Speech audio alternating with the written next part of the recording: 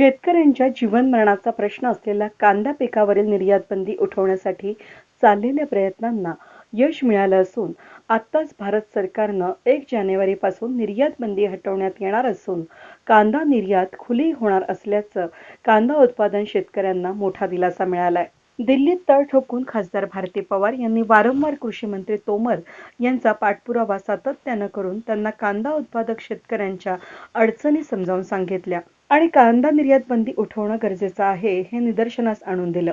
लासलगाव कृषी उत्पन्न बाजार समिती सभापती सुवर्णा जगताप आणि खासदार डॉक्टर भारती पवार यांच्या लढ्याला यश मिळालं असून लवकरच निर्यात बंदी खुली होणार असल्यानं शेतकऱ्यांना मोठा फायदा होणार आहे. निर्यात बंदी खुली करण्याचा निर्णय घेऊन हे केंद्र सरकार आणि शेतकऱ्यांचे कायम पाठीशी असल्याचं सांगून सभापती सुवर्णा जगताप आणि खासदार डॉक्टर भारती पवार यांनी पंतप्रधान नरेंद्र मोदी, कृषी मंत्री तोमर, पियुष गोयल यांचे आभार मानले आहेत. कांद्याच्या संदर्भात जीवन मरणाचा प्रश्न असलेला कांद्याची ही निर्यात बंदी ही आताच माहिती आलेल्यानुसार केंद्र सरकारने 1 जानेवारीपासून उठवण्याचे एक निर्देश दिलेले आहेत.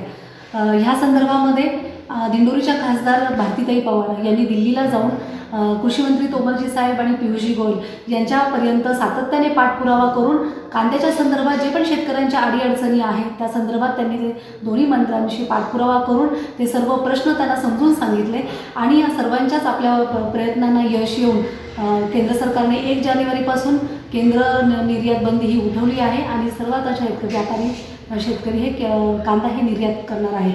या संदर्भामध्ये आपले पंतप्रधान मोदीजी, कृषी मंत्री तोमरजी आणि पियुष गोयलजी आणि तसेच आपल्या दिंडोरीच्या खासदार भारतीताई पवार यांचे मी कृषी उत्पन्न बाजार समिती लासलगाव यांच्यातर्फे मी अभिनंदन करते. वेद न्यूजसाठी व्हिडिओ जर्नलिस्ट कैलास उपाध्ये, लासलगाव.